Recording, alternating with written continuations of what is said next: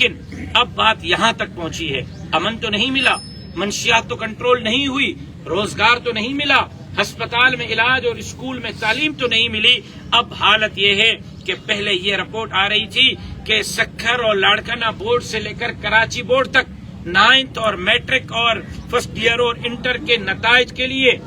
1 ارب روپے سے 10 ارب روپے کی کرپشن ہو رہی تھی۔ بچوں سے باقاعدہ بورڈ پیسے لے رہی تھی اور اس پر نتیجے بن رہے تھے۔ میڈیکل کے پیپر آپ گواہ ہیں کہ آؤٹ ہوئے اور کینسل ہو کے 1 سال میں 2 مرتبہ MD-CAT کے امتحانات جو ہے وہ کروائے گئے اور اس کا نتیجہ کیا نکلا۔ لیکن اب حالت یہ ہے کہ پڑھنے والی یونیورسٹیوں میں بچیاں اس بات پر خودکشی کر رہی ہیں کہ ان سے وہ بچی جو میٹرک میں پوزیشن لے رہی ہے، ہماری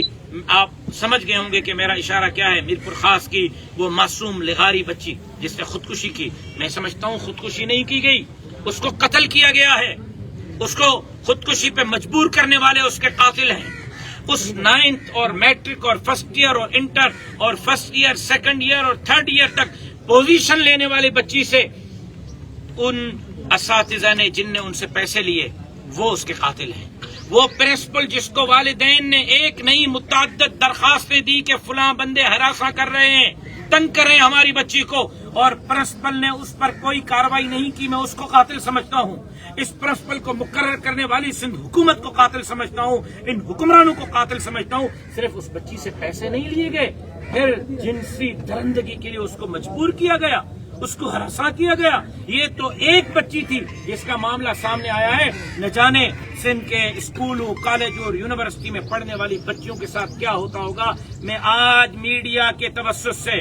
ڈیجیٹل میڈیا کے توسط سے، کراچی سے کشمور تک اسکولوں، کالجوں، یونیورسٹیوں میں پڑھنے والی اپنی بہنوں کو، اپنی بیٹیوں کو پیغام دینا چاہتا ہوں کہ ڈریں نہیں، پریشان نہ ہوں، خودکشی نہ کریں، مجھ تک پیغام پہنچائیں۔ جمعیت علماء اسلام آپ کی جنگ لڑے گی۔ آپ کو اگر کوئی ہراساں کر رہا ہے، آپ کو کوئی میسیجز کر رہا ہے، آپ سے کوئی پیسے مانگ رہا ہے، جمعیت علماء کو بتائیں ہر کالج میں پڑھنے والی بیٹی میری بیٹی ہے، ہر کالج میں پڑھنے والی بہن میری بہن ہے، اس کی عزت اور آبرو کی جنگ جمعیت علماء اسلام لڑے گی، ہم لڑیں گے، اور اس طرح ہم اپنی بچیوں کو ان درندوں، نااہل اور نالائق حکمرانوں کے رحم و کرم پر نہیں چھوڑیں گے۔ اور میں مطالبہ کرتا ہوں کہ جو تحقیقاتی کمیٹی سہائی عزیز کے قیادت میں بنائی گئی ہے، انشاءاللہ وہ صاف اور شفاف تحقیق کرے گی، اور اس واقعے میں ملوث افسران کو صرف کیفر کردار تک نہیں پہنچایا جائے گا، ایسی سزا دی جائے گی کہ آئندہ